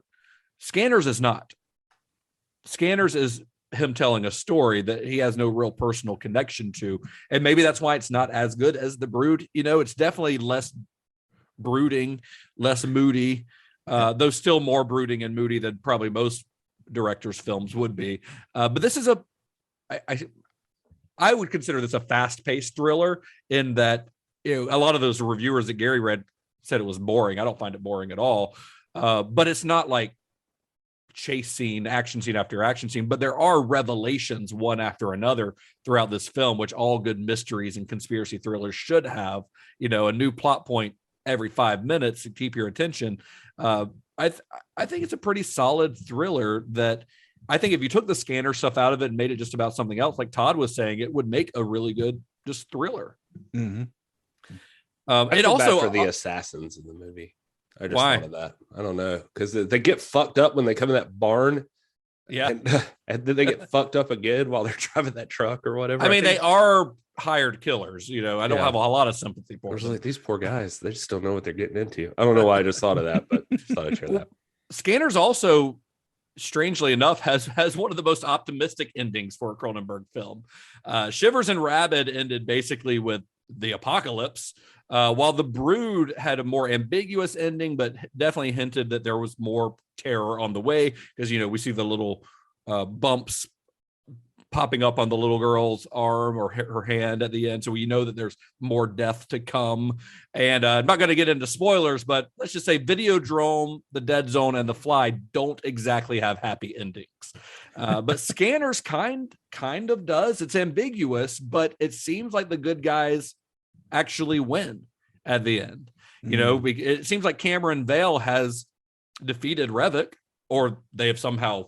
I love that guy, man. Ironside in this fucking movie, man. He is firing on all cylinders in this movie. One of the complimentary things he says about Cronenberg is that he's like, he makes you feel comfortable that like you could do whatever, you're in a safe space to just go all out. Like he'll dance on the edge. He'll pull you back in if you get too close or something. Yeah. And, I forget how he describes it exactly. And he said even like Mark Irwin, like they talk and he's just like, it's just gonna look bad. And he's like, man, just go for it. Like we'll either use it or we won't. Like just do what you got to do. Nobody's gonna hate, basically. And it's kind of interesting. So he goes for it. He sure does, but I think he's great. I think it's one of the great things that make this movie so good is Michael Ironside's performance. I would say he carries it. He carries a lot of this movie. Like he's fantastic. I can't imagine what it was going to be without him. Yeah, I can't either. Well, you mentioned that Jennifer didn't really like it, but you went back and rewatched it by yourself. Had you seen this before though? Or was this a first time watch for you? I think I saw it like when I was a kid. Like on video or something. Yeah, but I didn't remember much about it. So yeah, but I mean, I think it was a little slower paced than I expect. I mean, I guess I could see it being a little slower paced. I think I was ready for it because Cronenberg. You're 4 Cronenberg movies in, and his none of his movies are like action packed. Yeah, exactly. And so I kind of, expected that, you're getting more sci-fi than horror. It's not what you think. Like even though he's known as the body horror guy, more and more as we get through it, I sort of feel like it's fair, but it's just not a complete representation of David Cronenberg. No, I agree. I think the body horror like title that has been bestowed upon him. It's not that it's not fitting because these are very much body horror films. This one less so maybe than the previous ones that we've talked about. And definitely less so than like The Fly. But I feel like it undersells a little bit what Cronenberg is really capable of. Because you can make a good, goopy, gory body horror film that has nothing to say, but his movies are they have more concerns than just grossing people out, which is proven by the fact that there's very few actual body horror scenes in these movies. I mean, in this one, there's the head exploding scene, which is not really body horror. I mean, it involves a body. And then maybe the final scene, you could say, in The Brood, it's only that final scene. So this is not like a guy who's just, these movies are just filled with scene after scene of grisly carnage. I mean, Videodrome is a little more visceral, The Fly too, but none of them are really just giving you gore for the sake of doing it. That's not what he wants to do. He's just trying to tell a story. It's weird. It's like for some reason not for some reason, this is just the way movies work.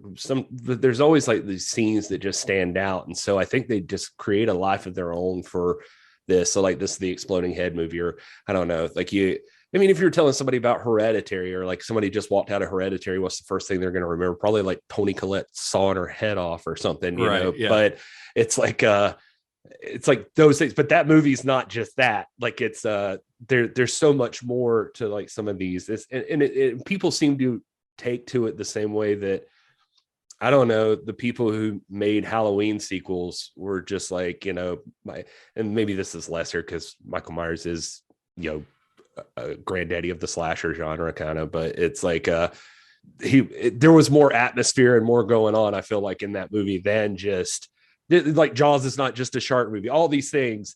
And all the great ones have a lot more going to them. Now, often the sequels will latch on to like the most sensational thing, like the Halloween movies, they're like, oh, well, people want to see kids getting murdered. That's what Halloween's about, but it wasn't exploitative in any way, the way that John Carpenter made it. Same with like the shark in Jaws, whereas the sequels, isn't Jaws 2 the one where like the Jaws' cousin or somebody's hunting the Brody family? like it's a revenge mission. And the Scanners, we'll talk about the Scanner sequel in a minute, but they very much took the most sensational element of this film, the head explosion, and just took that ball and ran with it. Yeah, that's where I was going. Is like it just feels like they were, like with Halloween, they're like, you a Halloween sequel? Michael Myers, yeah, he fucking just kills people over and over again. Yep. All right. This one, they're just like, Scanners, what was that one? The guy's head explodes. Oh yeah, let's do more of that. yeah. I was exactly. Let's fucking blowing people up on screen. So, let's talk about it. So Pierre David, he's the guy we mentioned earlier, the producer who started working with Cronenberg back on The Brood. was the producer this time again as well, and he retained the rights to Scanners. So after this film was fairly successful at the box office, he decided to sign off on not one, but 2 sequels to the film. So these were shot back to back and released back to back. There was Scanners 2, The New Order, and Scanners 3, The Takeover. They were both. I did not know these were back to back. Yeah, they came out within a year of each other. Why don't they have some of the same fucking people in them? Well, because they're totally different stories, but it's the same team behind the crew behind the scenes. It just feels like you'd want some continuity in there. Well, I mean, they're not bringing back characters from the first film, so why not just make each one about the greater Scanners extended universe? Well, spoiler alert, in part 2, it's the son of the 2 main characters in the first Scanners. Well, yeah. I mean, it is related, but and later a sister who they get killed. So happy ending averted. They're not around. Those 2 are not in part 2 because they're dead, because their revolution of Scanners, a lot of the Scanners decide they just need to take over humanity. They become like Magneto's forces. Yeah. And so they try to turn against or they're like, no, we must make peace with the humans. And anyway. Well, yeah, the Scanner sequels basically take the idea that the Scanner, it becomes a gene that can be passed on from one to the other, which sort of creates the idea that the Scanners movies could go on for as long as you wanted to, because more and more people are producing more Scanners. But both of the sequels were both written by a guy named B.J. Nelson and directed by Christian Duguay, who is a Canadian director who's probably best known for the action movies Screamers, which stars Peter Weller. Do you guys remember that from like the early 90s? Screamers? I remember that. And then The Art of War with Wesley Snipes. Those are like his big hits. Wow. And Cronenberg had no involvement in the sequels, though he does get a based on characters by credit, so I'm sure he got a paycheck from them. But despite the fact that neither sequel features characters from the original film, but both films are set within this Scanners universe that kind of shows a more widespread proliferation of people with scanner abilities within our society. The films were released direct to video in 1991 and 1992. And they were successful enough that Pierre David decided he'd make a couple more. So in 1994, Scanner Cop was released direct to video. This time, Pierre David acted not only as the producer, but the writer and director as well. Scanner Cop follows this guy. He's a rookie cop, gets him right out of the academy. He's also a scanner. And he was like part of he was adopted, but his parents were part of the ephemeral thing. The ephemeral thing is a reoccurring motif through all these movies, like different versions of ephemeral pop up in all of them. But he's recruited because his dad's like the chief of police. He's recruited to help investigate a string of murders against other cops. So Scanner Cop was followed up by another sequel the following year, 1995, called Scanners: The Showdown, also known as Scanner Cop 2.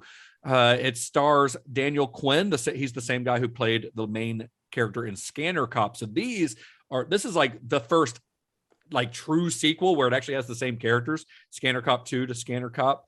So Daniel Quinn, the main actor from the first Scanner Cop, he's a little further in his career. He's a detective now, and he's hunting for a serial killer who's targeting other scanners. So it's basically the first one, but yeah, but this guy is he's sort of sucking the life force from other scanners to become more powerful. He's like a scanner vampire. So it's Scanner Cop versus Scanner serial killer. And nice. It's the only sequel to feature recurring characters from any of the other films. It was directed by a guy named Steve Barnett, who hasn't directed much else, but has had steady work as a production supervisor. Like he's still doing that now. He's the list of movies he works on is impressive, but he's a production supervisor primarily these days. And Scanner Cop 2 was from a script written by a guy named Mark Sevi, who wrote like Ghoulies 4 and a bunch of other direct-to-video garbage that you've never heard of. I think the sequels, I'll be honest, they're all super fun. They're all worth watching, especially part 3.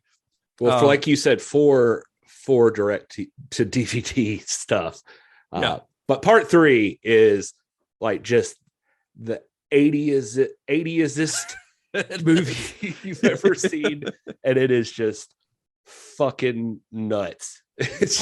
They're all pretty fun, but part 3 is like I would highly recommend watching part 3 and watch part 2. Part 2 is worth watching. It's fun, but part 3 just like that's the one with the underwater head explosion, right? Part 3. Mm-hmm. Yeah. Which is Nice. one of my favorite deaths in the whole series. It's also the one where a guy gets his head like on the verge of exploding, right? Or is that Scanner Cop? Where the guy's like, where it smashes his head. No, it is part 3. This guy, his head gets really big, but it never quite gets to the explosion. But he doesn't blow it up all the way. But so he's just got a big misshapen head out of the movie. It's so dumb. But Scanner, and those are easier to find. Scanner Cop 2 and 3. They you can find them. I'm sure you probably streamed them somewhere, Gary, right? Yeah, I just rented them, honestly. Yeah, I bought the Scream Factory, Shout Factory like double feature because it's like $12 for both movies. There are no special features or anything, but if you want the movies, they're really inexpensive. Scanner Cop 1 and 2, though, they were released on 4K ultra high def from Vinegar Syndrome back last fall, and I bought that set, and I've been waiting till now to watch it, and I'm really glad I did, because first of all, seeing these movies in like the highest definition, this is just what Vinegar Syndrome amazes me. I'm not going to go on this huge rant about Vinegar Syndrome, but I'm a huge fan of them because they take movies like this and treat them like absolute royalty, and give them the 4K treatment, special features, the works. And Scanner Cop 2 and 3, they've got interviews, like behind the scenes things with Pierre David. So it's really fun, but they're both really fun to watch. And the guy, Daniel Quinn, who plays the cop, makes the absolute best / worst scanning faces of anyone in the whole series. That's the other weird part, right? It's like, oh, well, go ahead. You finish what you're saying. No, go ahead. I was just gonna say, I mean, that's the part that's gonna be hard to overcome for any one of these movies, is that yes, it is some actors like just being fucking weird, staring at each other. Well, yeah, and I think that's I think the sequels kind of prove that there's a fine line between eerie and goofy when it comes to just like showing multiple shots of people staring intensely at each other. Because watching the sequels, as fun as they are, it proves just how much of a master of tone Cronenberg really is, because he managed to have a bunch of those scenes without it coming across as goofy. But every single time people do it in the sequels, it's really silly because it's just people staring, and that off screen they were just like practicing making like a vein pop out of their head. Daniel Quinn, every time he's on screen, I'm like, there is no way he didn't pop an O-ring or something when he was filming that scene, because it looks painful. But the sequels also, the second one, Scanner Cop 2, I can't remember on Scanner Cop 1. I'm sure he did both. But John Carl Buechler, who's a special effects artist, he died a couple years ago, but he got his start on Charles Band movies and stuff, but he also did Friday the 13th Part 7. He did. I think he directed Part 7, if I remember right. Perfect. He did like Ghoulies 3. He did a couple of the Ghoulies movies. Anyway, he is a special effects guy who worked with like Stuart Gordon. He did From Beyond, but he does the gore effects on the Scanner Cop movies. And honestly, Scanner Cop 2 has some of the best kills of the entire series. If you're just a fan of like practical gore effects, watch Scanner Cop 2, because it's worth your hour and a half just to see the kills in that movie. They're really fun. They're really, really good, because the way that this like serial killer uses his power, it sort of shrivels the person as he takes their life force. And they do that practically, where a person just starts like imploding. Like the first one is goopy as hell. It's really fun. Nice. Anyway, I watched 5 Scanner movies this past week or so, and including watching the first one more than once, but I enjoyed every one of them immensely. So I would highly recommend. They all go more in the direction of what you would expect, like that they just want to, it's all about blowing people up or something. Right. Every single one at some point is going to blow somebody's head up. It loses all of the nuance of Cronenberg's movie and all of the thoughtfulness and the intellect, and just focuses on the sensational silliness of the idea of there's a sub race of human beings that have the ability to make your head blow up. And it's like an evolution, I'd imagine. I didn't get to see Scanner Cop. It's not streaming anywhere, but like the 2 and 3, it's like it evolves. So like Scanner Cop 2 or Scanners 2, is a mix. It's got a way more gory. Scanners 2 definitely has one foot in that like cold, calculated Cronenberg world. Part 3, they're like, fuck all that. Yeah. Let's just do the fun stuff. Part 3, they just have fun. I will say Scanners it's honestly 2, wild that they're the same director because they're so wildly different in tone. It's true. And I will say be prepared too if you watch Scanners 2. It's like going from Professor X versus Magneto to like about Jubilee and Cypher or something. Nice. Right. In terms of X-Men. Yeah. So over the years, there have been talks of a Scanners remake. I think Darrell Lynn Bousman, who's done several of the like Saw movies, including like Spiral, the most recent one, I think he was attached to it for years. There was even talks of a TV series, but there hasn't been a lot of movement on either in recent years. Although I honestly think the idea of a Scanners TV series is pretty solid. Like not necessarily remaking the David Cronenberg's original story, but using the idea of, you know, this experimental drug causing people to have these abilities. And there's this whole underworld like that could make for a very intriguing TV show, I think. When the credits, when Kat and I were watching it and the credits started to roll, I was like, honestly, I'd love to see this as a series. Yeah. I think there are so many interesting concepts, like what you just said, that you could easily flesh this out to, you know, 6 to 12 episodes. Yeah. The universe really is right for like just exploration of the stories that you could tell. Yeah. I think it could be really cool if somebody ever ended up doing that. Like Sense8. Yeah, kind of, but with less fucking. I mean, speak for yourself. So Sense8 was really educational, wasn't it? Because I mean, it was like every kind of fucking. It's diverse. So since we're talking about the sequels and stuff, let's talk about further viewing. Our further viewing segment. If you guys were to take Scanners and do a double feature with another film that's similar in plot, similar in theme, however you want to, you know, link it up, what would make a good double feature with Scanners for you? I feel like I've gone first the past couple of times. I'm gonna force Gary's hand here. All right, Gary, go for it. Yeah, I was looking at a movie called Jurassic Shark. I think that would be that would fit. It would be a jarring double feature. No, I think we've already said like most of the ones I would recommend, you know, like talking about Carrie or something, or you know, I mean any of Cronenberg's other movies that we've talked about, honestly. And trying to think of anything, I don't know. I'll just go with that. Carrie. Yeah, Carrie. Well, I would go with The Fury. Which is Brian De Palma's movie from after Carrie. I actually watched The Fury last night. I had never seen it, and I kept seeing it pop up in discussions on Scanners. So I was like, well, that's a pretty good excuse to watch a Brian De Palma movie that I've never seen, which doesn't take much to nudge me in that direction. So I watched The Fury. It came out in 1978, so a couple years before this, but it stars Kirk Douglas and John Cassavetes and Amy Irving. And yeah, it's basically, it's very similar in that it is about characters with psychic abilities, telekinetic abilities, but it's also very much like a conspiracy thriller. And you've got like, you know, shadowy government agencies and things like that. So it makes for a pretty good double feature because it's pretty similar in that aspect, but a very different movie because it's still a Brian De Palma movie. It's a little bit of a Brian De Palma, feels like a directing for hire gig, you know? That's what it kind of feels like, because it doesn't have a lot of his like visual quirks.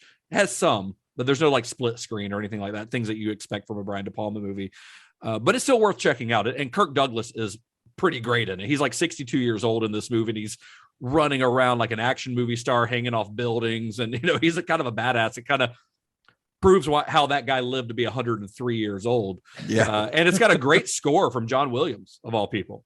Nice. Yeah. So it's worth checking out. I don't know if I had to rent it. It's not streaming anywhere. I think I rented it on iTunes or something, but it's good. It's not as good. I would say it's not as good as Scanners. I don't think it's as interesting as Scanners, but it's really good. And it's got a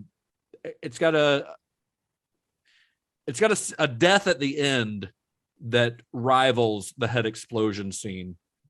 Wow. Scan. Yeah. Nice. Yeah. So that would be my pick. Cool. I was going to say, based on like the tone and everything outside of the head exploding, I feel like a lot of these things match up with most of the films that are based on the works of Philip K. Dick. You guys know I'm a big Philip K. Dick fan. Yeah, Todd loves big Dick. Dick fan. Yeah, I love. Yeah, I trust me. I love a big dick.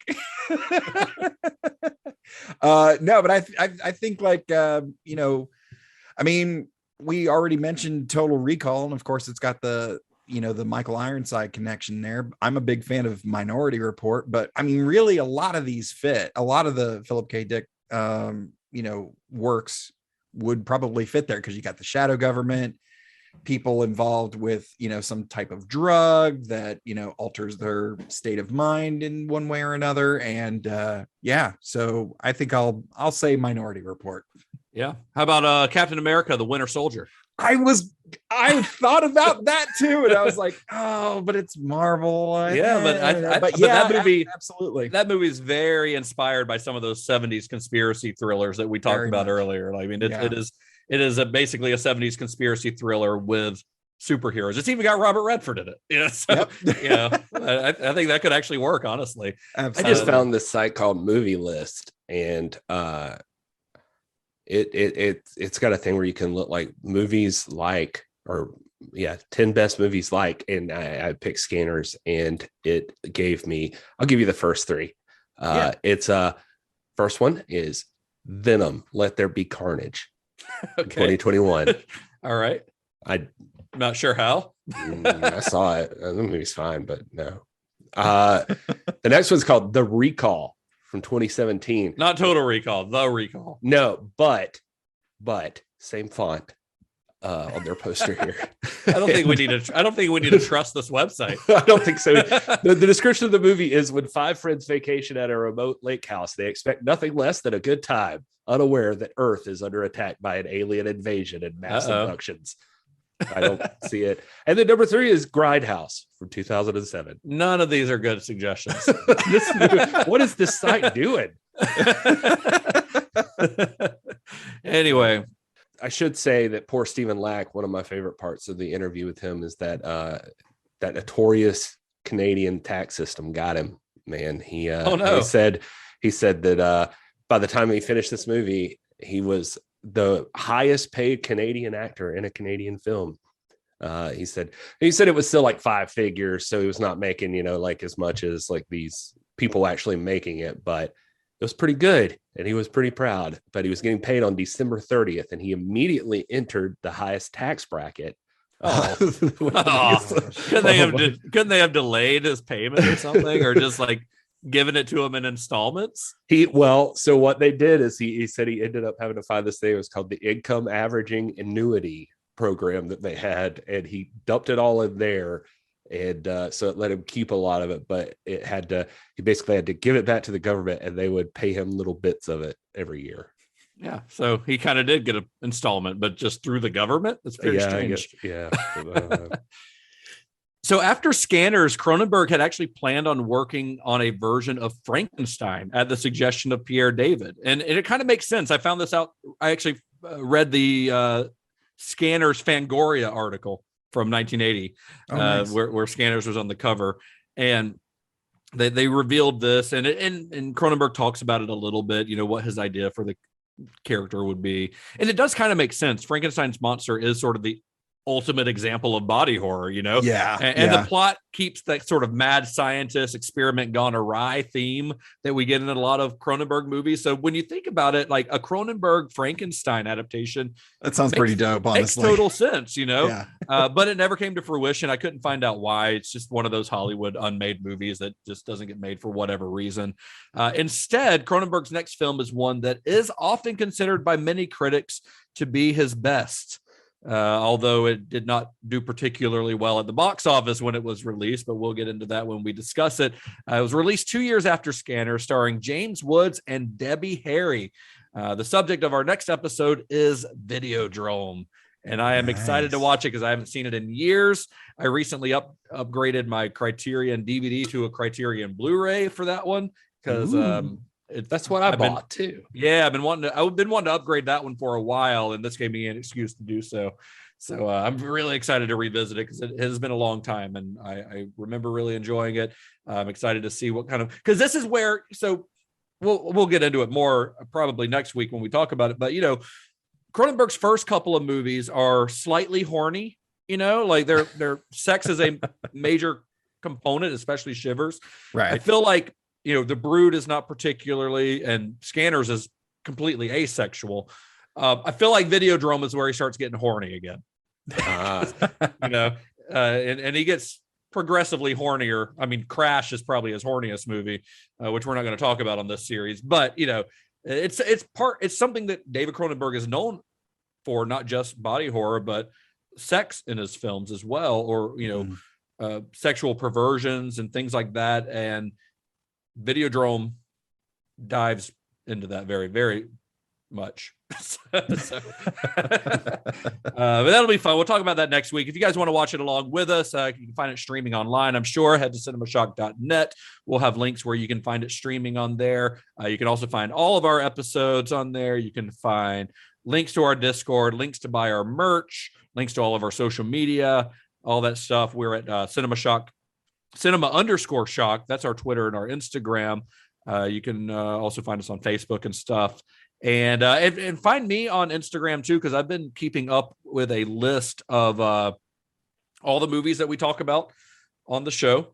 I need to start doing a further viewing. I need to start doing like a further viewing list on Letterboxd. I think that would be really fun, but I'd have to go back and listen to a bunch of episodes, and I'm not going to do that. So if anybody else wants to listen to our old episodes and tell me what the further viewings that we all picked were, then let me know. But yeah, you can find a running list of every movie we've talked about. And, we're doing that Cinema Shock roulette in between series here. I've got it's a public list now of all the Cinema Shock roulette possibilities. It's up to about 100 movies at this point, so which we'll never talk about them all because we're talking about them one at a time in between months long series. But it gives somebody's afraid they're not going to live long enough. Lucky for us, Todd, we're going to live forever. Well, and you can find me on Letterboxd at Justin_Bishop. That's also my Twitter and Instagram. Where can you guys be found on the internet? I'm at This Is Gary Horne. Fuck you, Todd. Let's do one at a time. I'm at This Is Gary Horne. And Star Trek is your thing. Please come find my podcast, the Computer Resume podcast, available wherever you get your podcast. We're covering the entire franchise in chronological order with a rotating panel of my friends and comedians and authors and actors. It's a lot of fun. And you can reach us on all the socials at Computer Resume. And I am at Mr. Todd A. Davis on Facebook, Twitter, Instagram, and D&D Beyond. He's back to doing the D&D Beyond thing. Yeah. He started playing again. I'm getting into it more, man. Yeah. All right. And you? Did you already say yours, Gary? I said This Is Gary Horne. That's what you need to know. That's all you need to know. Leave me alone otherwise. Please do not contact me. So, all right. Well, that's it for this week. Until we meet again. May the wings of liberty never lose a feather. And be excellent to each other. All right. We're going to do this the Scanner's way. I'm going to suck your brain dry. Everything you are is going to become the keys. You're going to be with me, Johnny, no matter what. After all, brothers should be close, don't you think? Oh, you didn't even say Johnny has the keys. Yeah, you just referenced I know. I worked it in. You referenced Johnny and the keys. Yeah. All right, okay. All right. I'm okay with that. Yeah, so just it doesn't have to say Johnny has the keys anymore. It just has to have the words Johnny and keys in it. I'm gonna switch it up every now and then. I may still do Johnny has the keys at the end, but this one I wanted to play around with it a little bit. I'll be surprised though. But sometimes it can be abrupt, like that ending. I wasn't sure when it was over. Well, the show's over now.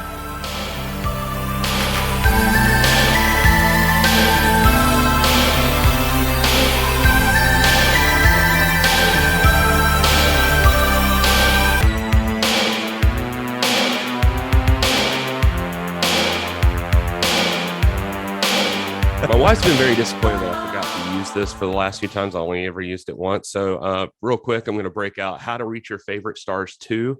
Oh, yes. This is supposed to be a thing every week. Yeah.